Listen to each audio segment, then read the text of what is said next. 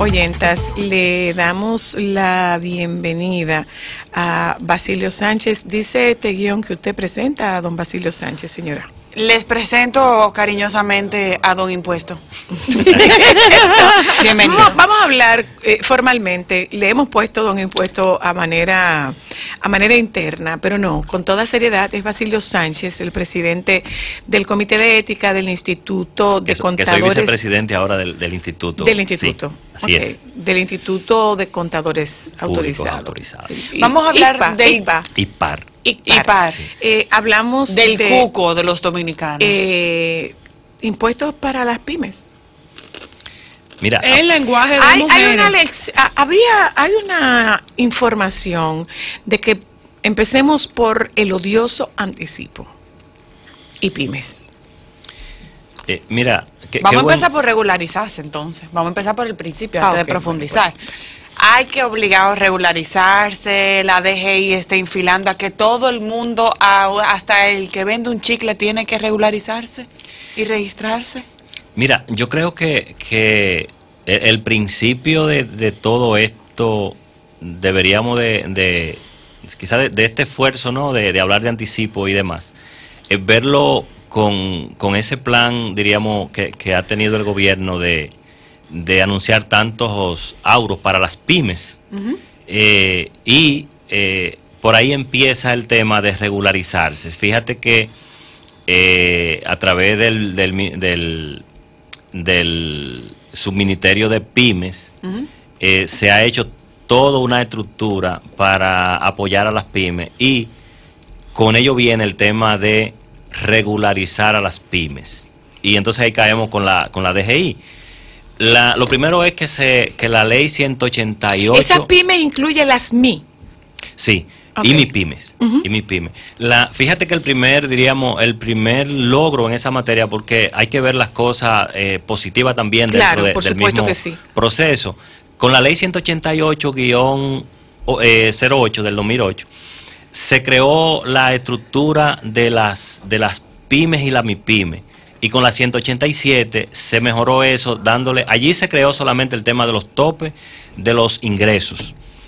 Con la siguiente ley se definió entonces y se colocaron la cantidad de empleados para definir lo que eran las pymes, la MIPYME y la pequeña empresa. ¿Qué pasa? Ahora con todo todo esto que se ha anunciado, que lo ha anunciado Industria y Comercio, de crear un sistema único de impuestos donde va a eliminar el anticipo y todas esas facilidades. Yo diría que hay que verlo en dos direcciones. Primero, la obligatoriedad de estar regularizado, porque evidentemente no creo que nadie pueda beneficiarse de ningún sistema si no está dentro del marco de regulación. Y ahí viene entonces el tema ahí entra la DGI, conectado con todo ese Ministerio de Industria y Comercio y MIPYME. A mí, mira, a mí me parece que se ha anunciado este sistema simplificado para el mes de enero. Okay. De hecho, nosotros tenemos un sistema simplificado de tributación que se llama el PCT. El PCT. Pero no se conoce mucho. No fue bien vendido. Yo creo que no fue bien vendido, y además en los últimos tiempos había cierta resistencia de la misma DGI para aceptarte cuando tú optabas por él. Porque hay que decir que nuestro sistema tributario es complejo, y esto, diríamos, tiene una mayor relevancia porque esa complejidad entonces arropa a las pymes. Para ponerte un ejemplo. Sí, por favor. Sí, fíjate que el gobierno, por ejemplo, tiene el sistema de tarjeta Solidaridad, por ejemplo, y acoge a aquellos colmados que están en los campos, aquí en los pueblos y en los campos lejanos. A través de ese sistema de solidaridad, el trance con esa tarjeta entra a un sistema cruzado. ¿Qué va a pasar mañana cuando la DGI notifique, por ejemplo, a ese colmado que ha vendido, vamos a suponer, en un año 2 o 3 millones de pesos? Con tarjeta Solidaridad. Con tarjeta Solidaridad. por eso la importancia de atender este llamado o este anuncio de este sistema simplificado, porque el no hacerlo en su momento pudiera eso acarrear ciertas contingencias, ciertos, diríamos, montos de impuestos. Multas. Y multas impagables de gente, por ejemplo, que tiene negocios prácticamente de sobrevivencia, o sea, porque una persona que tiene un colmado pequeño y otros tipos de negocio, un salón, por ejemplo, de belleza, no es para, diríamos, no es para hacerse rico. Millonario. Lógicamente.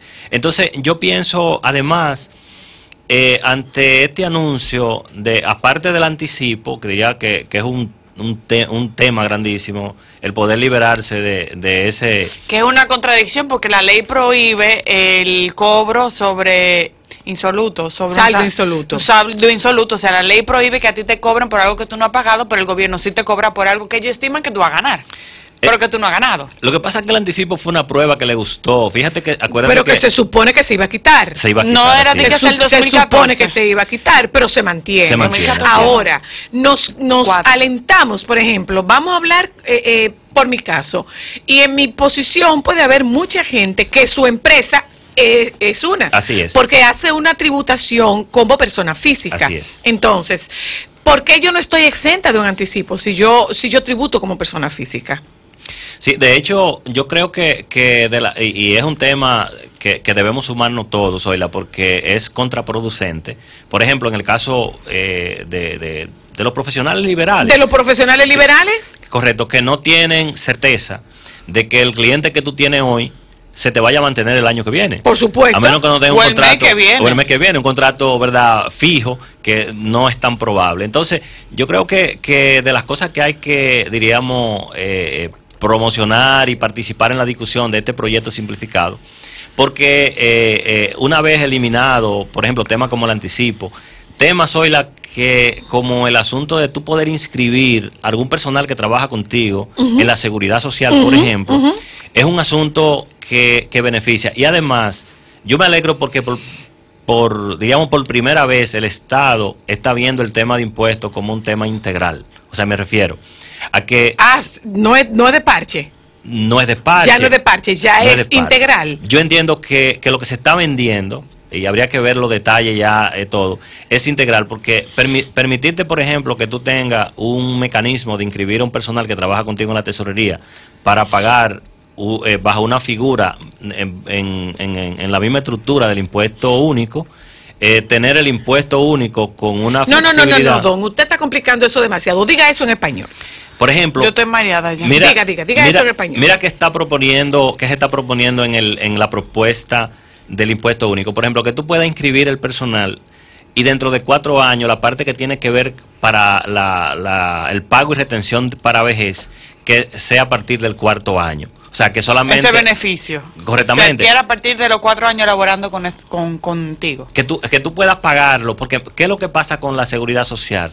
Que resulta muy caro para las pequeñas empresas el tú tener un personal inscrito, claro, en la seguridad social. ¿Y qué hace la MIPYME? Que se queda informal. Se queda informal. Pero, por ejemplo, yo tengo a una persona que trabaja conmigo en mi casa y a mí me hubiera gustado poder inscribirla en la seguridad social, pero yo no la puedo inscribir. Correcto. Y esa es la situación del trabajo del personal doméstico, sí, que no tiene cómo estar beneficiándose del sistema. Y además hoy que hay un tema, y es que si tú ves, y por eso yo hablo de integral, porque cuando una persona tiene que ir a un hospital público porque no tiene seguro, es una carga del Estado. Entonces, si lo tiene bajo el sistema, pues el Estado se libera de ese recurso y lo puede invertir en otro lado. Okay. O sea, pero además hay un tema también que se está discutiendo, y es el tema de la ley 1692, o sea, del Código de Trabajo. Fíjate que hay unos temas también que son bien pesados, con el tema que tiene que ver con los beneficios adquiridos del personal. O sea, que en el caso de la MIPYME también es un tema complicado. O sea, que yo creo que si se ve de manera positiva el proyecto de impuesto único, ¿usted cree que se ponga que arranque en enero como se tiene previsto, porque realmente uno lo que siente es que el Estado es un baúl sin fondo. O sea, nosotros vivimos en un país donde los impuestos son sumamente altos para absolutamente todo, y que también conlleva que la gente no se quiere regularizar porque tú dices, yo voy a vivir para pagar impuestos sin recibir ningún beneficio, porque incluso los impuestos que te calculan, o si tú tienes un saldo a favor, es un saldo a favor que tú no lo recibes metálico. Sí, esos son de las debilidades que tiene nuestro sistema. Que de hecho, si fíjate que dentro de las cosas que se han logrado, cuando tú eres un empleado y tienes un saldo a favor, ya hay un mecanismo que la empresa te lo devuelve.